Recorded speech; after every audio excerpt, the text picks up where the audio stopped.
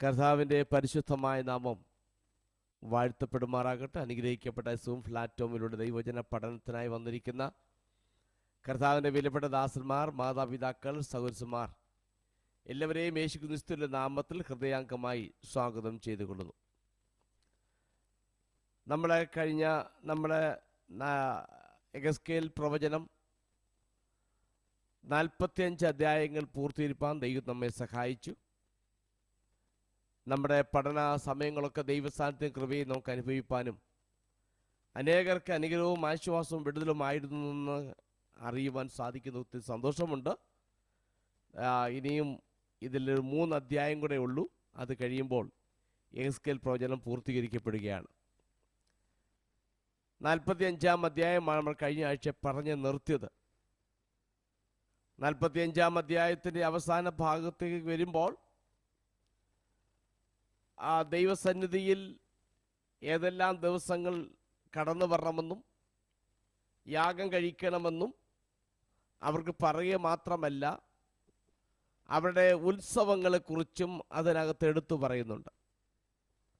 ആണ്ടിൻ്റെ 1-ാം മാസം 1-ാം തീയതി 14-ാം തീയതി പെസഹായായി ആചരിക്കണം എന്നും 7-ാം മാസത്തിൻ്റെ 7-ാം തീയതി മുതൽ അടുത്ത കൂടാരപ്പെരുന്നാളായി ആചരിക്കണമെന്നും, ഇങ്ങനെ കഴിഞ്ഞ കാലങ്ങളിൽ ഇസ്രായേൽ ജനം ഏതെല്ലാം നിലകളിൽ ദൈവത്തോട് നന്ദി പറഞ്ഞുവോ, ദൈവത്തിൻ്റെ പ്രവർത്തനങ്ങളെക്കുറിച്ച് ഓർത്തു പോകാൻ നിലയിൽ ഓർക്കുവാൻ ദൈവം അവരെ ഉദ്ബോധിപ്പിക്കുകയും വീണ്ടും യാഗങ്ങളെക്കുറിച്ചും ദൈവത്തിൽ കൊണ്ടുവരുന്ന മൃഗങ്ങളെക്കുറിച്ചും ഒക്കെ പറഞ്ഞാണ് ആ 45-ാം അധ്യായം അവസാനിക്കുന്നത്.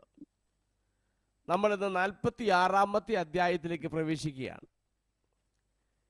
ഇതിനകത്തും പ്രഭുവും പ്രഭുവിനോടുള്ള ബന്ധത്തിൽ ആലയത്തിനകത്ത് പ്രവേശിക്കുന്നത്, അതിനകത്ത് നടക്കുന്ന യാഗങ്ങൾ, യാഗത്തിന് വേണ്ടി കൊണ്ടുവരേണ്ട സാധനങ്ങൾ, മൃഗങ്ങൾ, ഏതെല്ലാം ദിവസങ്ങളിൽ ആണ് ആലയത്തിൽ വരേണ്ടത് തുടങ്ങിയ കാര്യങ്ങളെക്കുറിച്ചാണ് ഈ 46-ാം അധ്യായത്തിൽ എഴുതപ്പെട്ടിരിക്കുന്നത്.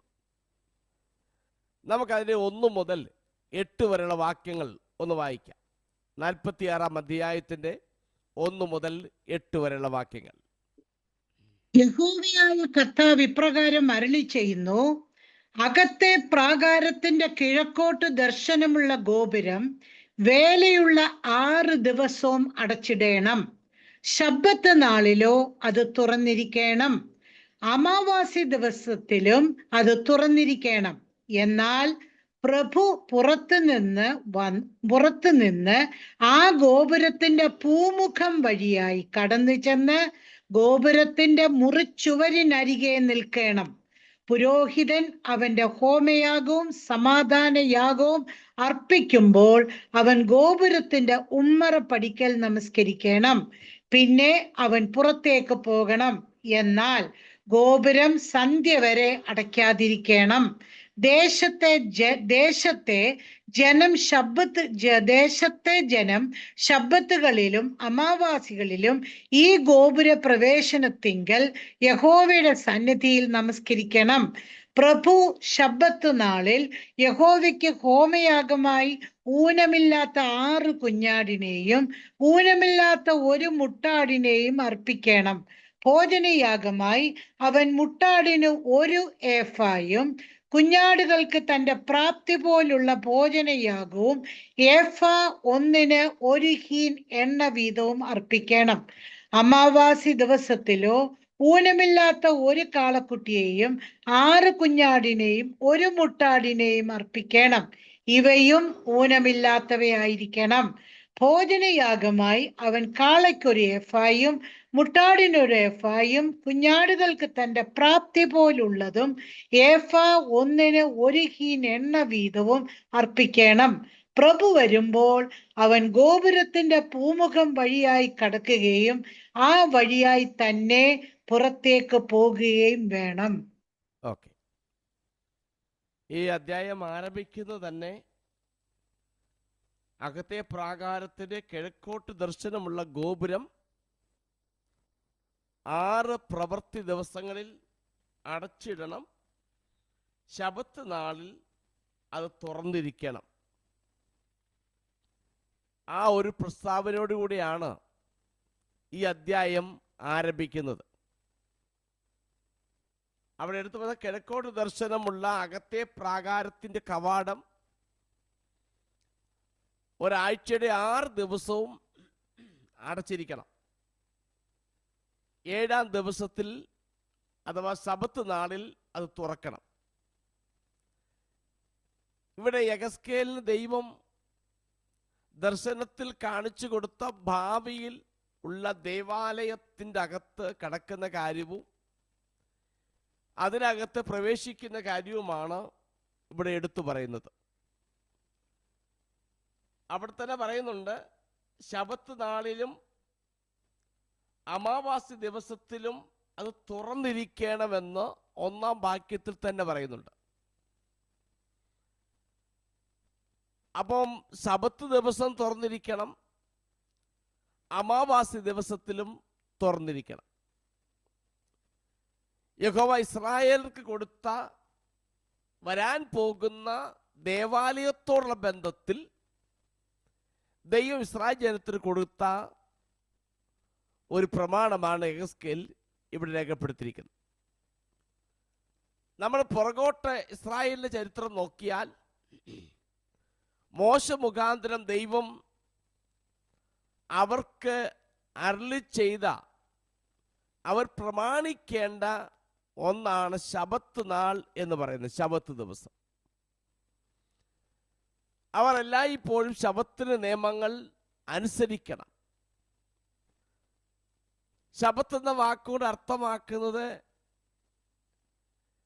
റെസ്റ്റ്, സ്വസ്ഥത എന്നാണ് അർത്ഥമാക്കുന്നത്. സ്വസ്ഥമായിരിക്കുക.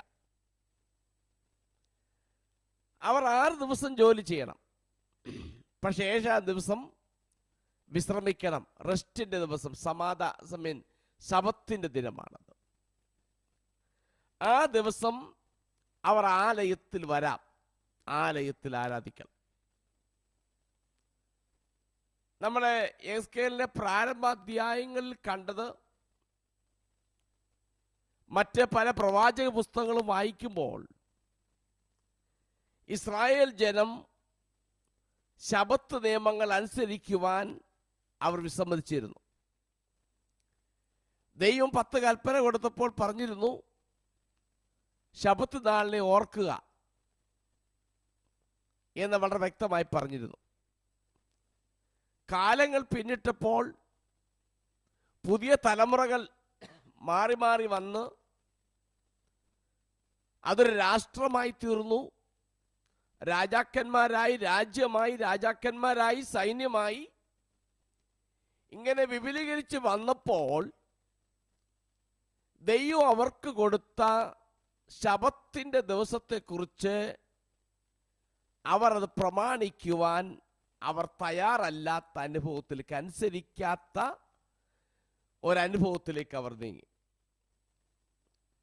അതുകൊണ്ടാണ് ഇവിടെ എടുത്തു പറയുന്നത്, ഈ 2 ദിവസം, ശബത്ത് ദിവസം ഇത് തുറക്കണം, ആലയത്തിൽ ജനം വരണം.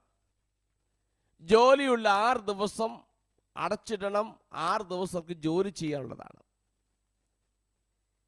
ഇവിടെ നമ്മൾ മനസ്സിലാക്കേണ്ട വസ്തുത, യഹോവയായ ദൈവം മനുഷ്യനെ സൃഷ്ടിച്ചിട്ട് 6 ദിവസം കൊണ്ട് സൃഷ്ടിപ്പെല്ലാം പൂർത്തീകരിച്ച് 7-ാം ദിവസം സ്വസ്ഥനായിരുന്നു എന്നാണ് വായിക്കുന്നത്. സ്വസ്ഥനായിരുന്നു. പിന്നീട് നമുക്ക് അതിനെക്കുറിച്ച് കാണാൻ കഴിയുന്നത്, ഇസ്രായേൽ ജനം മിസ്രൈമിൽ നിന്ന് പുറപ്പെട്ട് മരുഭൂമിയിലുള്ള യാത്രാമധ്യേ ദൈവം അവർക്ക് പ്രമാണങ്ങൾ കൊടുക്കുന്ന കൂട്ടത്തിൽ ആ ശബത്തിനെ കുറിച്ച് ആവർത്തിച്ച് എടുത്ത് ഊന്നൽ കൊടുത്താണ് പറയുന്നത്, എംഫസൈസ് ചെയ്ത് പറയുകയാണ്. അപ്പോൾ അതിൽ നിന്ന് മനസ്സിലാക്കേണ്ട വസ്തുത, ലോകപ്രകാരം നീ എല്ലാ ദിവസവും വേലയ്ക്ക് പോയാൽ അത് നിന്റെ ശരീരത്തെയും മനസ്സിനെയും ആത്മാവിനെയും ഒക്കെ ബാധിക്കും. അത് യഹോവയായ ദൈവം വെച്ചൊരു സിസ്റ്റമാണ്. 6 ദിവസം വേല ചെയ്യണം, 7-ാം ദിവസം സ്വസ്ഥനായിരിക്കണം. ഇസ്രായേൽ പ്രമാണം കൊടുക്കുമ്പോൾ ശബത്ത് നാളിൽ എത്ര വഴിദൂരം വരെ യാത്ര ചെയ്യാൻ കഴിയൂ, എന്തെല്ലാം ചെയ്യരുത്, എന്തെല്ലാം ചെയ്യണം എന്നൊക്കെ കാണാൻ കഴിയുന്നുണ്ട്. ശബത്തിന്റെ തലേനാൾ ഒരുക്കനാളെന്നാണ് പറയുന്നത്. അടുത്ത ദിവസത്തേക്ക് ആവശ്യമായ ഫുഡും മറ്റുമെല്ലാം ക്രമീകരിച്ച് ചെയ്യേണ്ട ജോലികളെല്ലാം തീർക്കേണ്ട ദിവസമാണ് തലേനാൾ എന്ന് പറയുന്ന ദിവസം. 6-ാം ദിവസം. 7-ാം ദിവസം ശാരീരികമായും മാനസികമായും നീ വളരെ സ്വസ്ഥനായിരിക്കണം. ദൈവം വെച്ചിരിക്കുന്ന പ്രമാണമാണ്. അന്നേ ദിവസം നീ ആരാധനയ്ക്ക് ആലയത്തിലേക്ക് പോകണം. അപ്പൊ ജീവിതത്തിൽ ദൈവത്തിന് കൊടുക്കേണ്ട ഒരു പ്രാധാന്യത ഇവിടെ എടുത്തു പറയുന്നുണ്ട്.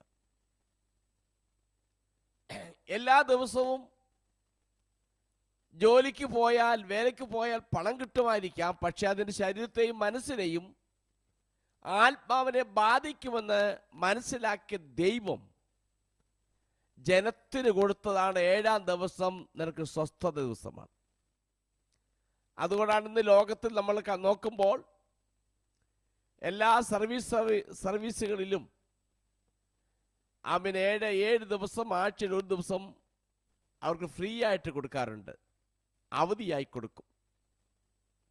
ദൈവം വെച്ചൊരു സിസ്റ്റമാണത്. ഇനി മറ്റൊന്ന് ഇവിടെ പറയുന്നത് ശബത്ത് നാളിലും അമാവാസി ദിവസം എന്ന് പറയുന്നുണ്ട്.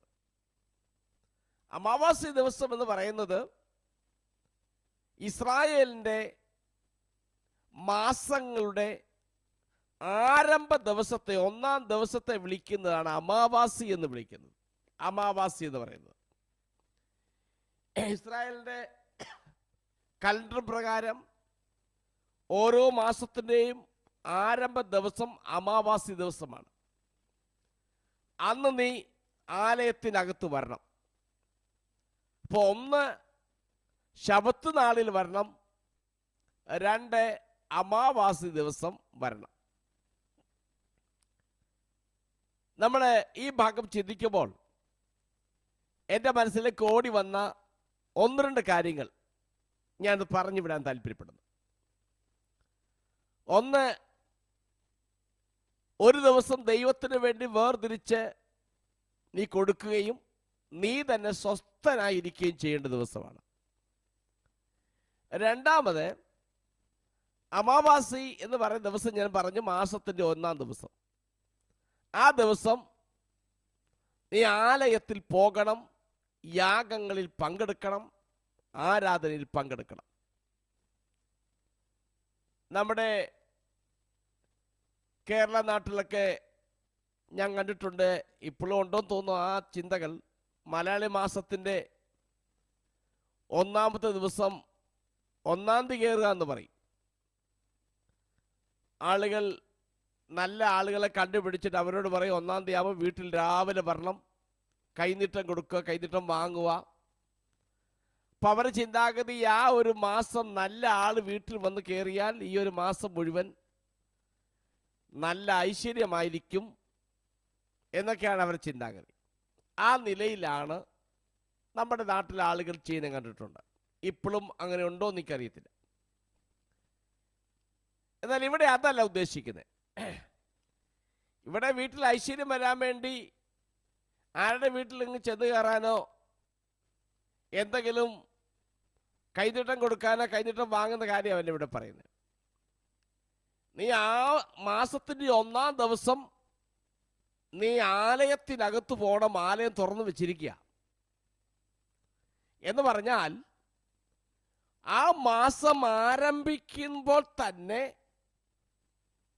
നീ ദൈവസന്നിധിയിൽ ദൈവസാന്നിധ്യ ബോധത്തിൽ ആയിരിക്കണം ആ മാസം നിന്റേത് ആരംഭിക്കേണ്ടത്. ആ ഒരാഴ്ച മുഴുവൻ നീ വേല ചെയ്തു, പുതിയൊരാഴ്ചയിലേക്ക് പ്രവേശിക്കുന്നതിന് മുൻപേ നീ ആലയത്തിൽ വന്ന ദൈവസാന്നിധ്യ ബോധത്തോടെ ആയിരിക്കണം ആ ആഴ്ച ആരംഭിക്കേണ്ടത്.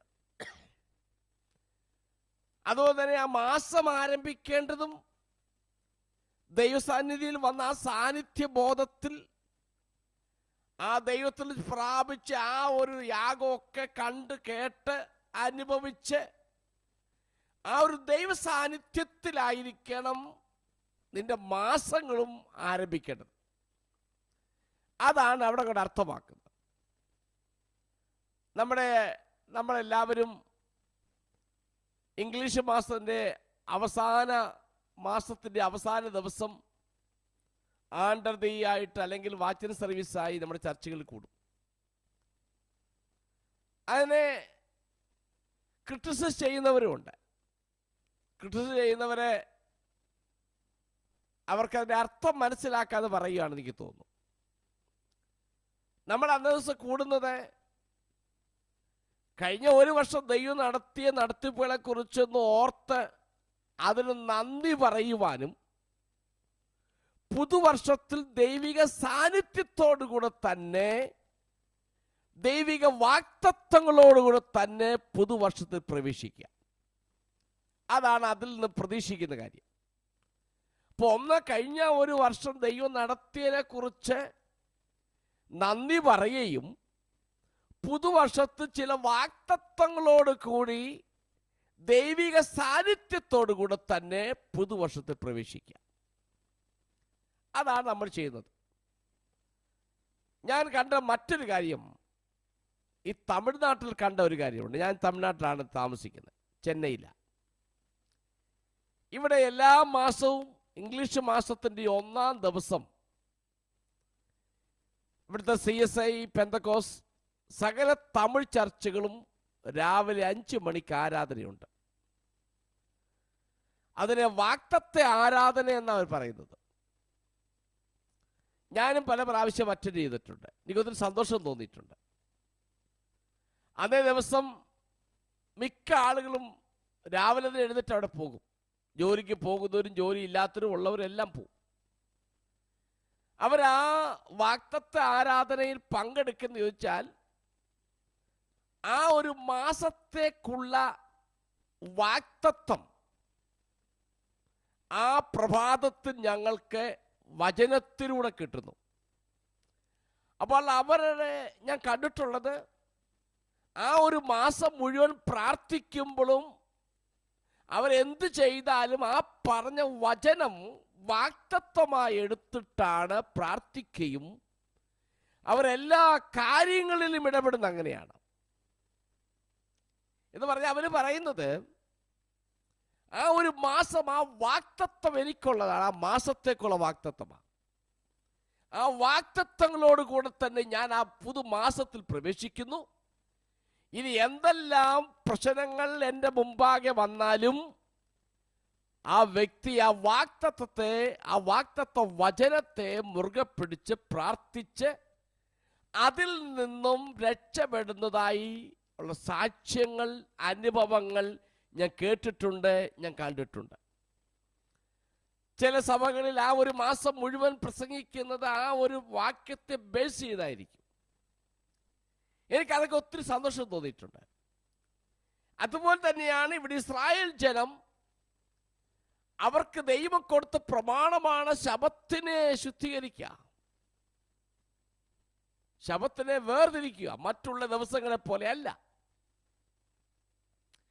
കാലങ്ങൾ പലത് കഴിഞ്ഞു, രാഷ്ട്രമായി, സ്വത്തായി, സമ്പത്തായി എല്ലാം മുമ്പോട്ട് വന്നപ്പോൾ അതിനെ മറികടന്ന് പോയി ശബത്ത് നാളിനെ ശുദ്ധീകരിക്കാത്ത ഒരു തലമുറയിലേക്ക് നീങ്ങിയപ്പോഴാണ് വാസ്തവത്തിൽ ദൈവസാന്നിധ്യം ദേവാലയം വിട്ടുപോയത്. നമ്മളെ പഠിച്ചതാണ്. അപ്പോൾ വീണ്ടും ദേവാലയത്തിലേക്ക് ദൈവസാന്നിധ്യം വന്നതായും അവിടെ ജനം ഇങ്ങനെ ആയിരിക്കണമെന്ന് യെഹെസ്കേലിനോട് വളരെ വ്യക്തമായി പറയുകയാണ്. എന്ന് പറഞ്ഞാൽ നീ ദൈവത്തിനാഴ്ചയുടെ ഒരു ദിവസം ദൈവത്തിന് വേണ്ടി വേർതിരിച്ച് ദൈവ സാന്നിധ്യത്തോടു കൂടെ വേണം നീ അടുത്ത ആഴ്ചയിൽ പ്രവേശിക്കേണ്ടത്. നീ മാസത്തിന്റെ 1-ാം നാൾ ദൈവസന്നിധിയിൽ വന്ന് ആ ദൈവിക സാന്നിധ്യത്തോടു കൂടെ വേണം നീ ഒരു മാസം മുൻപോട്ട് നയിക്കേണ്ടത്. ഈ ഭാഗം ഞാൻ പഠിച്ചപ്പോൾ എനിക്കുണ്ടായ മനസ്സിൽ ഓടി വന്ന ചിന്തയാണ് ഞാൻ പറഞ്ഞത്. അങ്ങനെയെങ്കിൽ നമ്മുടെ ജീവിതത്തിൽ നമ്മൾ 1-ാം തീയതി എന്നുള്ളതല്ല, നമ്മളെ സംബന്ധിച്ച് ഞായറാഴ്ചയാണ് നമ്മൾ ഒരുമിച്ച് കൂടുന്നത്. അപ്പോൾ ആഴ്ചയുടെ 1-ാം ദിവസം, ആ 1-ാം ദിവസം ദൈവത്തെ ആരാധിച്ച് ദൈവിക സാന്നിധ്യത്തോടു കൂടെയാണ് നമ്മൾ ആ ഒരു ആഴ്ചയിലോട്ട് കാലുകുത്തുന്നത്. അതുകൊണ്ടാണ് സഭായോഗത്തെ ആരും ഉപേക്ഷയായി വിചാരിക്കൽ എന്ന് പറയുന്നത്. ചില ആളുകൾ ചോദിക്കാറുണ്ട്, എന്തിനാ ചർച്ചിൽ പോന്നേ? അതിനാവശ്യമില്ല, വീട്ടിൽ നിന്ന് പ്രാർത്ഥിച്ചാൽ ദൈവം കേൾക്കും. അതിനെ അങ്ങനെ വ്യാഖ്യാനിക്കുന്നവരും പഠിപ്പിക്കുന്നവരുമുണ്ട്. ഓക്കെ, നിങ്ങൾ പറഞ്ഞ് സമ്മതിച്ചു. പക്ഷെങ്കിൽ ദൈവസന്നിധിയിൽ ഒരുമിച്ച് ചെന്ന് ദൈവസന്നിധിയിൽ മഹത്വപ്പെടുത്തുകയും സ്തുതിക്കുകയും ചെയ്യുമ്പോൾ മറ്റുള്ള ദൈവജനത്തോട് ചേർന്ന് അതിന് നേതൃത്വം കൊടുക്കുന്ന ദൈവദാസനോട് ചേർന്ന് ദൈവത്തെ മഹത്വപ്പെടുത്തുമ്പോൾ ആ ദൈവദാസന് കേൾക്കുന്ന വചനങ്ങൾ നമുക്ക് ആ ഒരാഴ്ചയിലേക്ക് ലഭിക്കുന്ന വാഗ്ദത്ത വചനങ്ങളാണ്. ആ ഒരാഴ്ചയിലേക്കുള്ളതാണ് നിനക്കത്. അവിടെ എന്നെ കേൾക്കുന്നവരോട് പറയട്ടെ, നിങ്ങൾ സഭായോഗം ഒരിക്കലും ഉപേക്ഷയായി നിങ്ങൾ വിചാരിക്കരുത്. ഈ കാലഘട്ടം വന്നപ്പോൾ നമുക്കറിയാം, കൊറോണയ്ക്ക് ശേഷം മിക്ക സഭകളിലും സൂം പ്ലാറ്റ്ഫോമുകൾ തയ്യാറാക്കിയിട്ടുണ്ട്. അന്നേ ദിവസം വരാതെ സുഖമില്ലാത്തവർ സൂമിലൂടെ അറ്റൻഡ് ചെയ്ത് കണ്ടിട്ടുണ്ട്. അങ്ങനെ ഇപ്പോഴും തുടരുന്നുണ്ട്.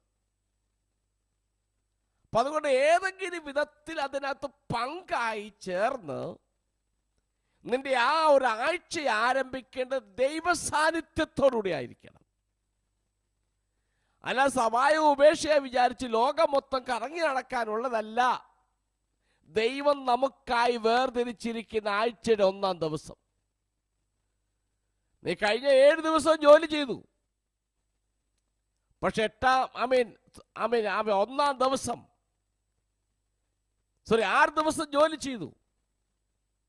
അല്ലെ 1-ാമത്തെ ദിവസം അത് ദൈവത്തിന് വേണ്ടി ദൈവസന്നിധിയിൽ വന്ന് ദൈവികമാകുന്ന അനുഭവങ്ങളോടെ, അതിൻ്റെ സാന്നിധ്യത്തോടെ, അതിൻ്റെ വാഗ്ദത്തങ്ങളോടുകൂടെ വേണം നമ്മൾ ആ ഒരാഴ്ചയിലേക്ക് പ്രവേശിക്കേണ്ടത്.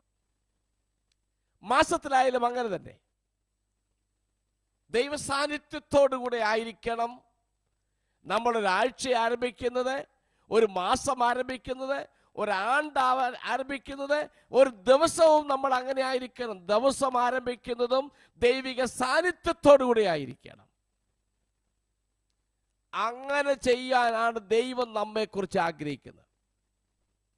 അവിടെ എന്നെ കേൾക്കുന്ന ദൈവജനത്തോട് ഞാൻ പറയുന്നത്,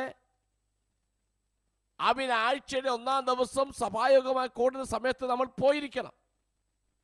ഇല്ലെങ്കിൽ ഏതെങ്കിലും വിധത്തിൽ അത് അറ്റൻഡ് ചെയ്ത് അതിൽ ഭാഗവാക്കാകണം. അങ്ങനെ നമ്മുടെ ഓരോ ദിവസവും, ഓരോ ആഴ്ചയും, മാസവും, ആണ്ടും നമ്മൾ കൊണ്ടാടുകയല്ല, അന്നേ ദിവസം ദൈവത്തിൽ പ്രാർത്ഥിച്ച് ദൈവിക വാഗ്ദത്തങ്ങളോടുകൂടെ വേണം നമ്മൾ ആ ദിവസത്തിലും ആഴ്ചയിലും മാസത്തിലും ആണ്ടിലും പ്രവേശിക്കേണ്ടത് എന്നാണ് ഈ വാക്യങ്ങളിലൂടെ, ഈ അധ്യായത്തിലൂടെ നമ്മളെ ഓർപ്പിച്ചുണർത്തുന്നത്. അതാണ് ഇവിടെ പറയുന്നത്. അപ്പൊ ഭാവിയിൽ ഇസ്രായേൽ ജനത ശബത്തിനും അമാവാസ്യയും വേണ്ടിയുള്ളതായ ദൈവം കൊടുത്തിരിക്കുന്ന പുതിയ നിയമങ്ങൾ അവരനുസരിക്കണം. ഓരോ മാസത്തിൻ്റെയും ദൈവം തന്നിരിക്കുന്ന ദിനങ്ങൾ അന്നേ ദിവസം പ്രത്യേക ദിനമായി കണ്ട് ആലയത്തിൽ പോകണമെന്ന് വളരെ വ്യക്തമായി അവിടെ പറയുന്നുണ്ട്. ഇനി 2-ാമത്തെ വാക്യം വായിച്ചു.